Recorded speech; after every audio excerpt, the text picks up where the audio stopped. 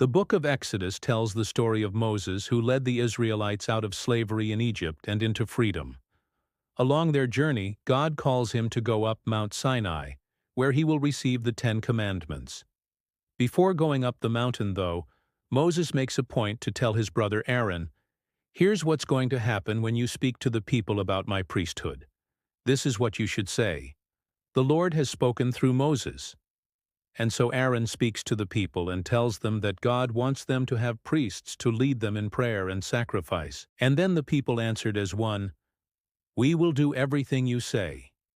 So the Lord said to Moses, "I have appointed your brother Aaron and his sons to be my priests." Now we can pause here for a second. Why does God choose Aaron and his sons to be priests? What qualifications did they have?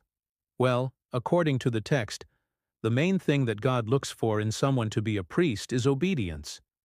He looks for someone who is willing to speak on his behalf, and someone who is willing to teach others how to live holy lives in accordance with God's law. So today I want to talk about holy orders, which is the sacrament that sets aside men for ministry in the church. In particular, I want to answer this question: who is called to be a priest? Let's start by taking a look at the word priest.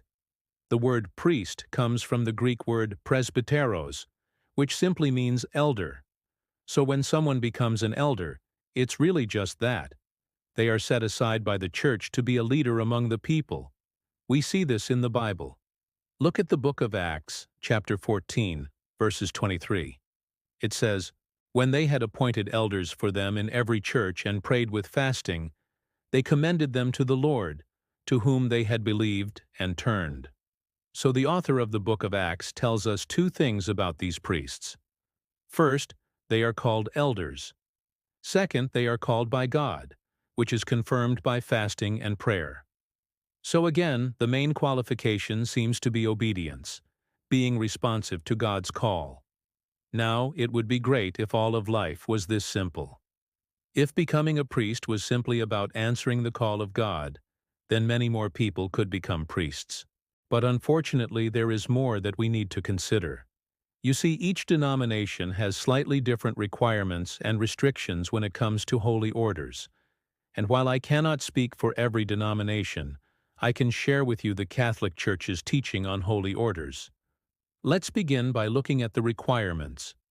For a man to be considered for holy orders in the Catholic Church, he must first be baptized and confirmed. And he also needs to be of good moral character and meet certain health standards. After this, he enters into what's known as the seminary, where he studies theology for 4 to 6 years. Finally, after showing not only academic excellence, but also spiritual maturity, he can then be ordained a deacon and continue on to holy orders. But these requirements are just the bare minimum. You see, the Catholic Church believes that the most important part of discerning a vocation is to make sure that the individual is actually called by God.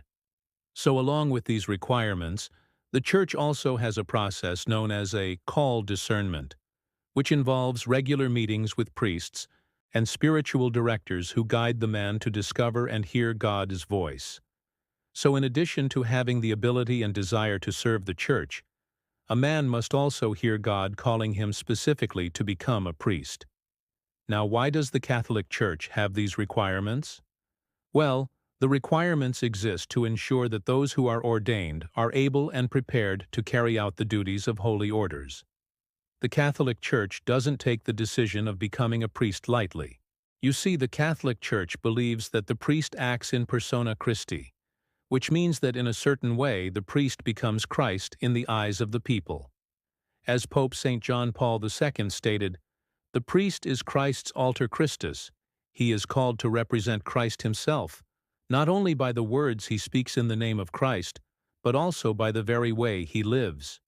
Therefore, those who are ordained must not only be academically prepared, but also spiritually mature. Now let's turn our attention to the restrictions. The Catholic Church teaches that only baptized males can be ordained. There are 3 reasons for this restriction. First, the priesthood originated with Jesus Christ, who was a man. Second, Christ chose only men to be his apostles. Third, It is the universal custom of the Church throughout history that only men are ordained. However, let's be careful here, because it's important to note that the Catholic Church recognizes women's equal dignity and value in the eyes of God. Just as the Catholic Church can only ordain men to be priests, the Catholic Church recognizes that only men can become bishops and popes. This is because the Catholic Church is continuing the practice that Jesus Christ established. However, I know what some of you might be thinking.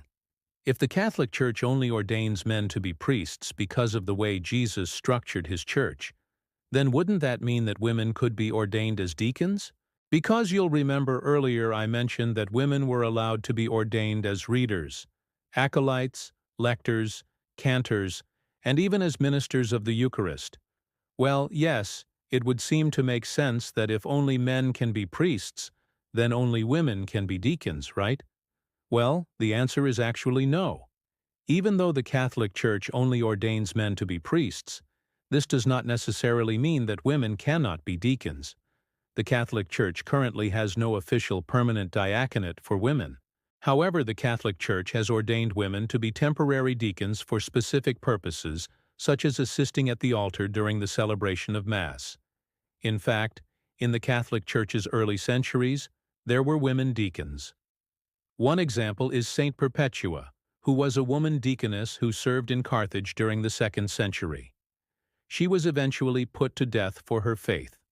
Another example is Deaconess Philippa, who assisted St. Paul the Apostle on his missionary journeys. So the Catholic Church has both biblical precedent and historical examples of women serving as deacons, and while the Catholic Church currently does not have a permanent diaconate for women, the Catholic Church continues to pray and discern whether women should be ordained as deacons.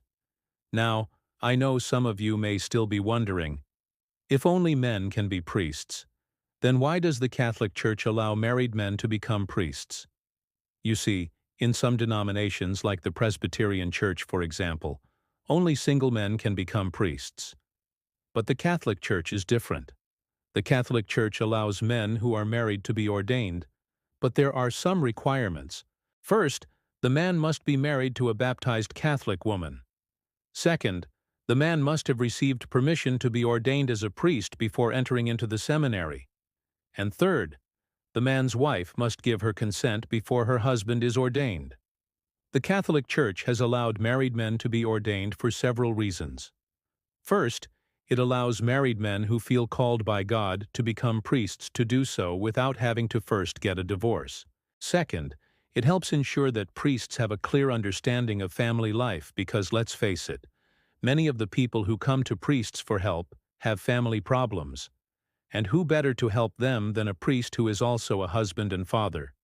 And third, it allows for the Church in certain areas to have enough priests to serve the people. This is especially true in mission territories where there are few priests available to serve many people. In conclusion, let me say this. Being a priest is a great honor and responsibility. Priests are called to be leaders, teachers and shepherds of the people of God. They are called to be Christ to those they serve. Therefore, the Catholic Church takes great care in selecting and training those who are ordained to the priesthood. So while anyone who is male, baptized and called by God can become a priest, not everyone will become a priest. Only those who meet the requirements and restrictions will be admitted into the seminary to begin the long process of discernment and training. So who is called to be a priest?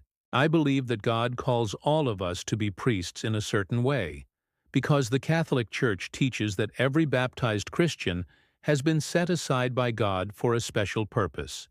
In other words, we are all called to holiness. But when it comes to holy orders, the Catholic Church believes that God calls only men to be priests. If you enjoyed this video and want to learn more about the Catholic faith, check out my other videos on the playlist. Thanks for watching, and may God bless you.